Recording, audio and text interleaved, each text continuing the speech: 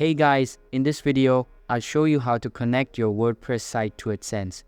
Alright, let's begin. First, go to the AdSense dashboard and you will see a similar page. To connect your website with AdSense, click on Add Site button at the top and you will be prompted to paste the website address. Just go to the website, copy the URL and then paste it. Once done, click on Save and the website will get listed.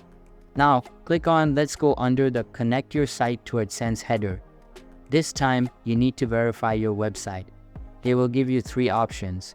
First one is AdSense code snippet, another one is the ads.txt method, and the last one is meta tag. I will be using the first method, and for this method, you have to add this code to your website's header. For that, go to your WordPress admin dashboard, add a new plugin, and then search for header footer. Here, install this plugin and then activate it.